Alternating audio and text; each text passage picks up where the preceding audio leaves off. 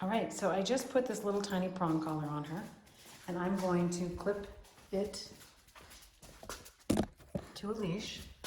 And you're gonna see the very first session I do just a little bit of leash work. Nothing big, nothing major, but I want her to understand leash pressure. Actually, you should see what she does on the flat. I'll show you a different video of her on her flat collar. So she sees the leash and she gets excited. I'm not clipping her to the prong collar, but I'll get to that. And the prong collar can be just like the leash. It can make a dog really excited. So these are the things she's gonna learn not to do. But watch how she pulls. She's a puller. So this is really bad for her trachea, her throat, everything. I gotta get this leash better. She's pulling. So we're gonna get on the prong collar. This is gonna be a first session. So I'm gonna clip it to the prong collar. Some people are not gonna like this, but you're gonna see a difference in the pulling she does.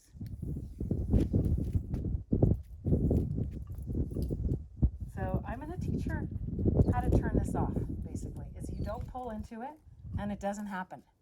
That's how I use a prong collar. So let's go for a little walk now. She's had about 3 tiny little pulls. She gets to the end and gets pressure. There, and she made a tiny little yelp. Good, but look how she's looking at me. Let's go. Pairing it with the word, let's go. Good girl, good girl. A dog like this, she lives with 3 little people. Good.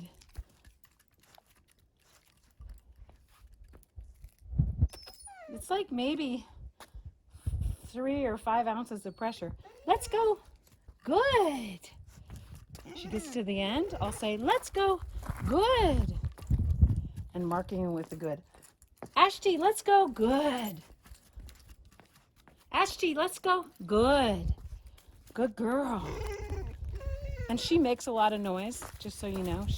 When I met her at the end of the collar, let's go. Good. But maybe I want her to go potty. Go potty. But I don't want her to pull. Good. Every time she pulls at the end, like right there, I give a little bit of a stronger pull because I want her to realize when I get to the end, if I pull, I'm going to get a stronger pull back. So it'll teach her to not pull on the leash. I don't care that she's walking in a heel. We'll work on some good leash manners. She needs it. I mean, her owners have 3 kids. They're busy.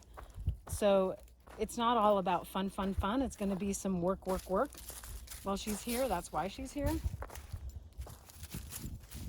This is our first time outside. She hasn't even been here a half an hour. She's at the end. A little pull. Let's go. Let's go. Pulling. Good. Let's go. Pulling. Good. Oh, I didn't need to pull. Ashti, let's go. Pull. Good. Good. And normally, if you weren't watching, I would be working with the clicker too. And I'll be doing some of that. I'll show you. But I want to see if she has to go potty. But I don't see her doing anything. This is good. Ashti, let's go. Good girl. Ashti, let's go.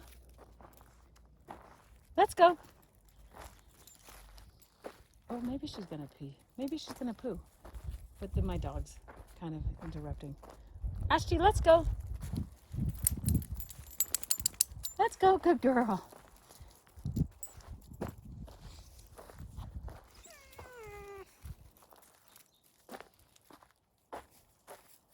Ashti, let's go. We're pairing leash pressure with the word let's go. And if I want her to poo, I want her to go, oh, good girl, go potty. My timing was off with that. But I should have been saying, go potty, good girl, go potty, and click that, and then fed her when she was all done.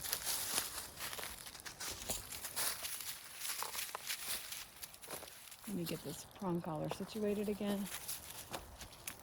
Ashti, let's go. Good girl. Let's go.